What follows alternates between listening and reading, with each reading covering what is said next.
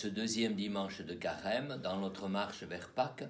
Nous nous arrêtons aujourd'hui avec ce passage un peu compliqué de l'Évangile qui s'appelle la Transfiguration.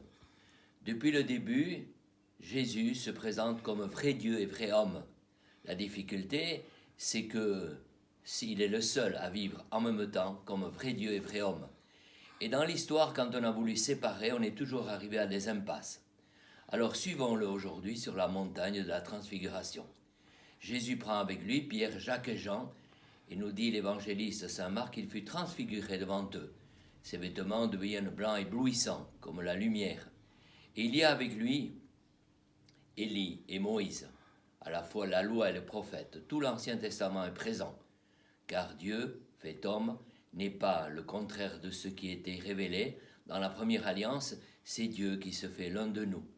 Et sur la montagne, il est transfiguré. Il donne cette lumière qui permettra aux apôtres de vivre ces moments difficiles de la passion et de la mort. Et quand ils redescendront, ils entendront la voix du Père. Celui-ci est mon Fils bien-aimé, écoutez-le. Et Jésus se révèle comme le vrai Dieu.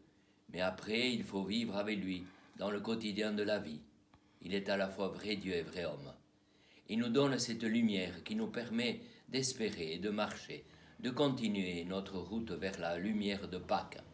Les apôtres se demandaient qu'est-ce que signifie la résurrection des morts, car Jésus, c'est celui qui a tout connu de la vie humaine, y compris le rejet, la violence, la condamnation, la mort, la mise au tombeau. Mais du tombeau, il est ressorti vivant pour que nous puissions vivre dans l'espérance. Et aujourd'hui, nous avons à témoigner de cette lumière. Vous savez que sur la route de Pâques, nous avons ce qu'on appelle les 3 P. Prière, partage, effort. Ces 3 mots qui nous rappellent que nous ne sommes pas tout seuls, mais que nous sommes avec les autres et aussi avec Dieu. Que les privations, ce n'est pas pour être plus fort que les autres, mais pour que nous ayons plus de temps peut-être pour prier et pour penser aux autres. Dans le courant du Carême, nous sommes aussi en marche grâce au CCFD qui nous rappelle, à la suite du pape, que nous sommes dans la même maison, la maison commune. Nous sommes engagés dans la même maison commune, c'est-à-dire dans la même histoire. Et nous avons là à révéler la lumière que le Christ nous apporte pour avoir ce regard. Pour terminer, j'ai bien aimé ce que disait un dominicain. Un dominicain disait « Regardez la lune ».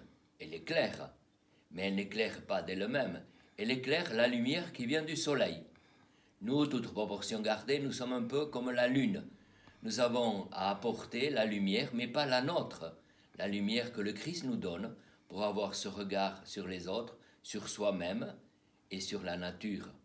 Alors bon chemin, ne vivons pas dans la lune, mais accueillons la lumière qu'est le Christ et suivons-le. Bientôt, à bientôt, bonne semaine. Ça pue.